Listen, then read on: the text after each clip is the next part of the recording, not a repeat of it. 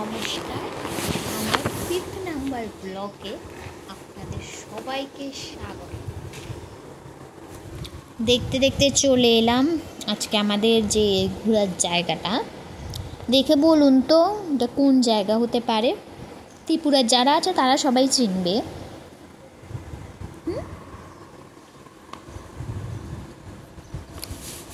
আগরতলা, ত্রিপুরা আগরতলার প্রধান আকর্ষণ যে জায়গাটা, এই যে এখানে টিকিটের লাইন ধরেছে সবাই,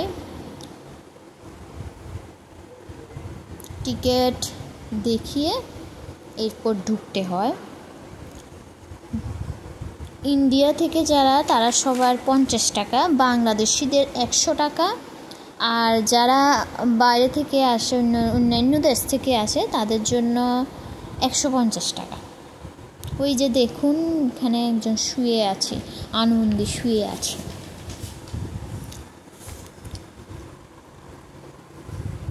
(1899 থেকে 1901 সালের মধ্যে মহারাজা রাধাকিশোর মাণিক্য এই প্রাসাদটি নির্মাণ করেছিলেন।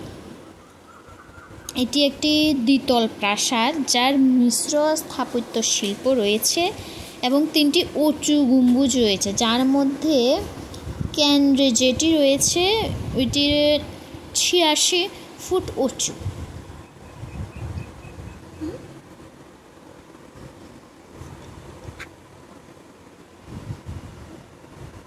এবার বলুন এটা কোন জায়গা?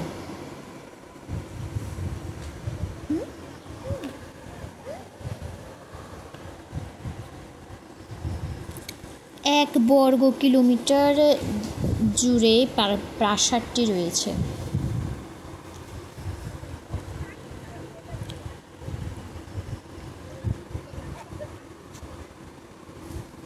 এত সুন্দর জায়গা।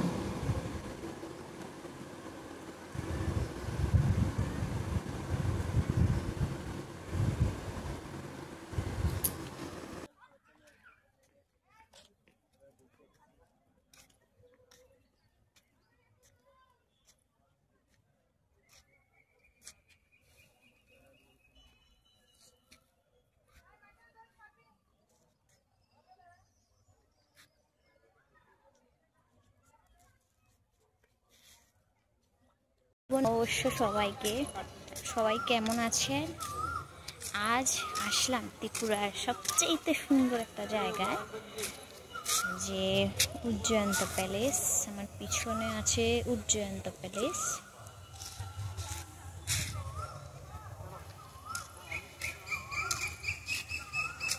সুন্দর জায়গা, আজকের পরিবেশটা এত সুন্দর, ভালো লাগছে। আর কত মানুষ শুধু দেখুন,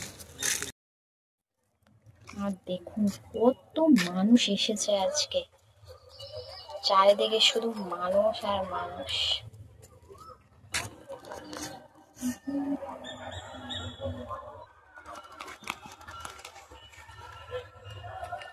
পাখিটা মনের আনন্দে স্নান করছে।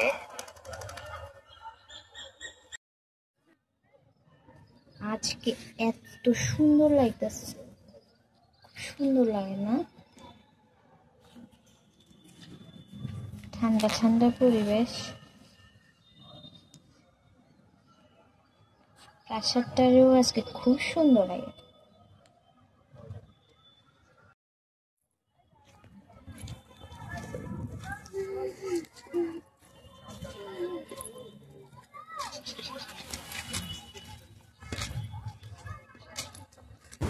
চলুন আস্তে আস্তে প্রাসাদের দিকে এগিয়ে যাই।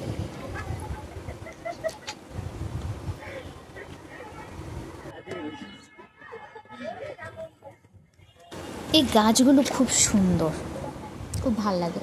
ওই যে দূরে লাল লাল ফুল দেখা যাচ্ছে, দূরে থেকে মনে হয়েছিল যে জিনিয়া বা গোলাপ কিছু, কিন্তু কাছে গিয়ে দেখলাম জিনিয়াও না গোলাপও না।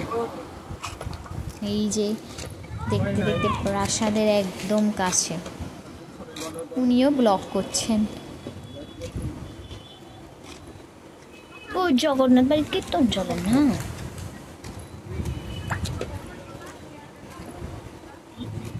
দুই সাইডে 2টা ডিগি, এক সাইডেরটা লক্ষ্মীনারায়ণ বাড়ির, আবার জগন্নাথ বাড়ির একসাথে।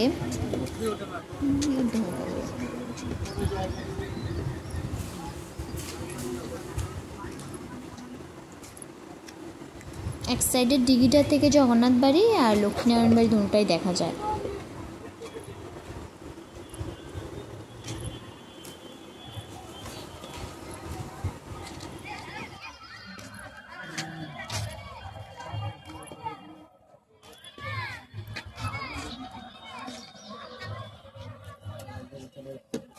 ত্রিপুরার বাইরে যারা আছেন অবশ্যই আসবেন, এই জায়গাটা খুবই সুন্দর, খুবই খুবই সুন্দর।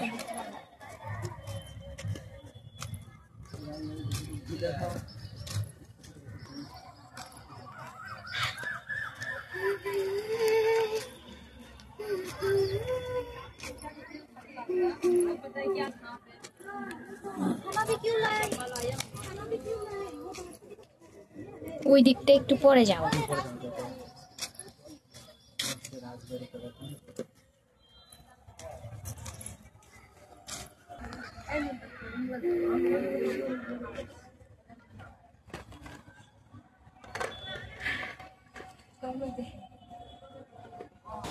নিচে মিউজিয়াম রাখা হয়েছে, ত্রিপুরার বিভিন্ন জায়গা থেকে প্রাপ্ত বিভিন্ন ধরনের ঐতিহ্যবাহী জিনিসগুলোকে নিচে রাখা হয়েছে, যেখানে মোবাইল অ্যালাউড ছিল না। এখানে আমি একটু ঢং করে নিলাম, কোনোখানে গেলে একটু ঢং করতে হয়, ঢং করে নিলাম।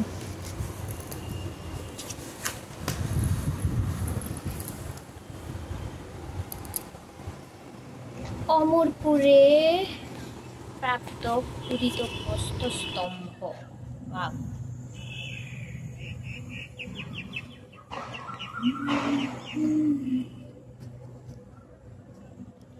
গুয়াম গাছটার মধ্যে কতগুলো গুয়াম হচ্ছে, পেয়ারা ধরছে। মাও কি দুর্দান্ত।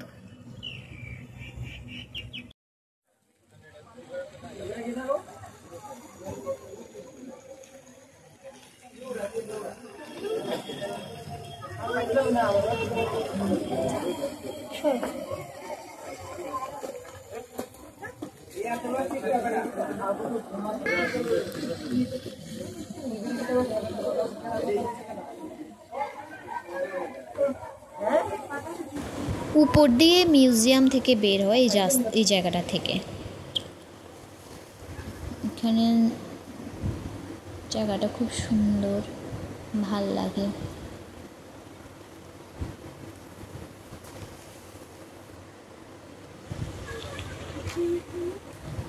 রাজবাড়ির এখানে বসার অনেক জায়গা, আর আজকের পরিবেশটা এত সুন্দর ছিল, মানে খুবই ভালো লাগছিল। অনেক সময় গেলে তো রোদের জন্য বসা যায় না, প্রচণ্ড গরম লাগে, কিন্তু আজ খুবই ভালো লেগেছিল।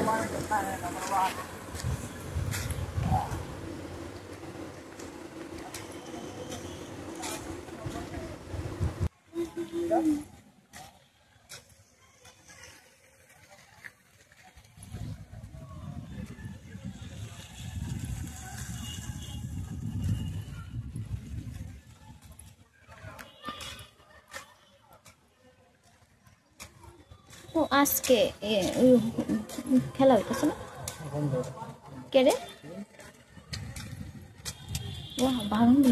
এই যে বাগান বিলাসটা এত সুন্দর, দূর থেকেই খুব ভালো লাগছিল, তো ভালো লাগছিল।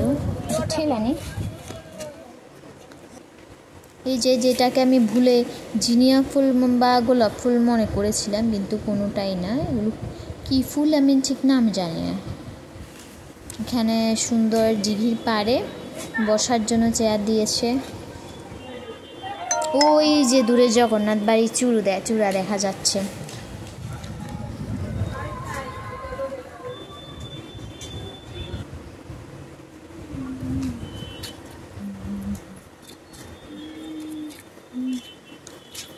চলুন আস্তে আস্তে আমরাও বের হই এখান থেকে। সন্ধ্যার পরে রাজবাড়ির লাইটিংগুলো এক সময় লাল, একটা সময় নীল, একটা সময় পিঙ্ক, বিভিন্ন কালার হয়, দেখতেও খুব সুন্দর লাগে। এই জায়গাটা যে এই জল যে পড়ছে জায়গাটা খুব সুন্দর লাগছিল, সামনাসামনি আরও সুন্দর লাগে।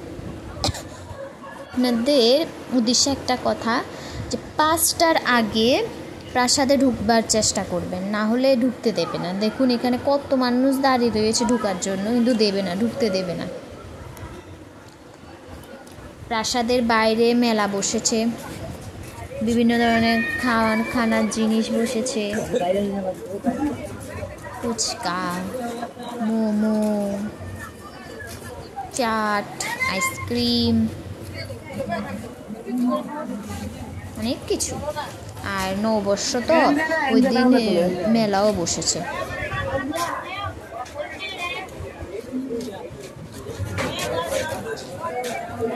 এই যে মাটির টাকার বাক্স। সবাই ভালো থাকবেন, এখানে আমার ব্লগ শেষ করলাম।